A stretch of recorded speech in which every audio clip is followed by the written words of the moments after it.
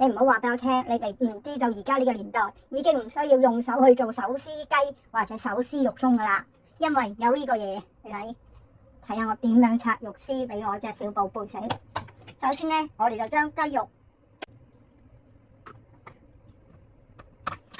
不過咧無論狗仔咧或者係貓仔啊，原來咧佢哋係唔可以食咁多肉嘅喎，因為咧話咧調查發現咧佢哋會有呢個腺體嘅風險啊，即係例如有啲唔好嘅情況啊，對個腎啊，對佢啊，對啲狗仔啊，咁所以就我而家就2日先俾佢食一次雞髀肉。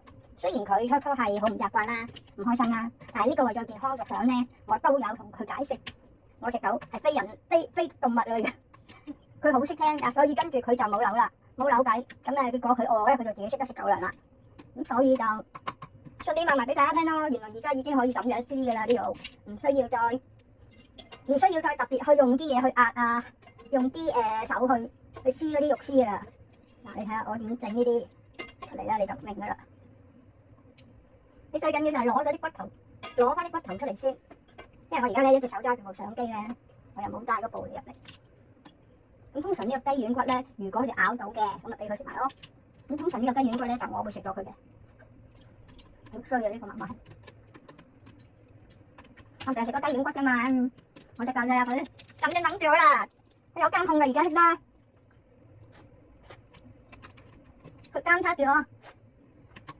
睇下係咪食完先行得出去啊！但呢個嘢真係值得大家去買一個，唔貴，又係拼記。check 咗圖之後自己去搜啦。好，你留意下咧，有啲店鋪係會平啲㗎嚇。咁如果有啲人唔厭麻煩嘅，咁佢成嚿食都有可能嘅。咁呢個就各人喜好咯。如果譬如你要做沙律，咁你都要整㗎嘛，係咪先？你都要拆㗎嘛。咁呢啲錢咪唔需要太過慳啦。呢個嘢都唔係好貴，真係唔係好貴。大家知道啦，太貴嘅嘢，除非係一啲比較係好嘅電器最貴啦，我都介紹咗俾大家嘅。我部洗衣機連埋乾唔使晾嘅，我唔使晾衫嘅，乾衣一體嘅，就都係1500蚊，連埋我揾自己嗰個倉庫送落嚟都係2000蚊度。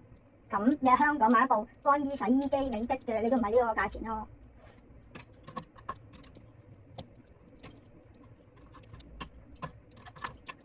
如果大家唔知道你哋買咗啲嘢咧，譬如話大件咁拼多多都會有佢哋收翻費用嘅喎，唔係個個都可以免收費嘅喎。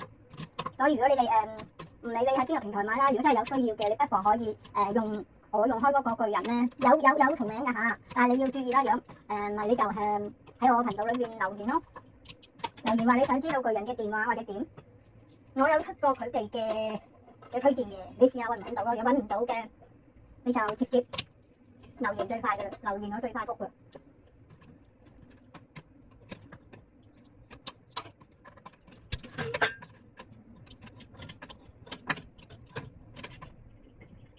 好啦，咁我就攞晒啲雞骨上嚟啦，唔係攞晒啲拆咗啲雞骨出嚟啦，因為一煮就好容易拆嘅啫啲骨係。咁然之後咧，呢兩個都唔使用嘅我先包喺度等住。喂，一陣啊，好啦，然之後就係咁啦，咁包過去。咁我要點樣咧？放低部機。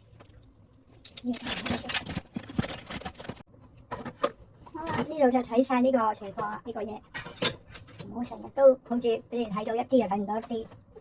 咁咧，首先我哋就擺咗，然之後隻手咧就係咁兩隻耳仔呢度扶住啦。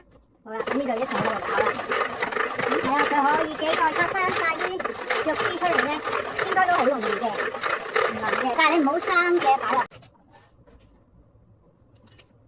咁如果佢有啲咧係黐咗喺個邊嗰度咧嗱，因為佢呢度都有嗰啲釘釘喺度噶嘛，係專係貨你轉嗰陣時咧。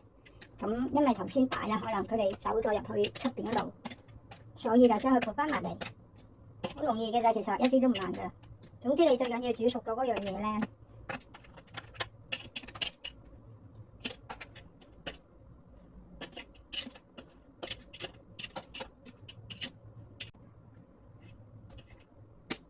咁我就將佢擺喺中間啦，然之後咧再嚟一次啦，因為頭先佢飛晒出去嘅，咁所以就再做多一次啦。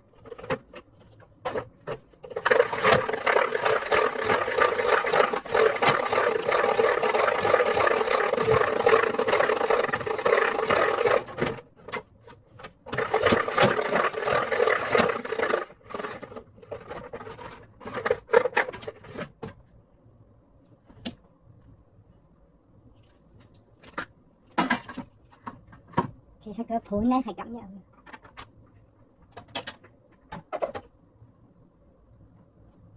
好。咁我哋咁樣係咪搞掂晒？又可以做沙律又得，做呢個，即係你自己想食咩做咩都得，呢個好好用。雖然佢係塑膠，唔好入洗碗機喎，因為洗碗機咧好多時好容易就會令到佢哋變形啊。所以為咗呢個佢哋保持呢個形狀唔變咧，嗱通常我啲狗仔係食咁多一餐嘅啫。另外咧。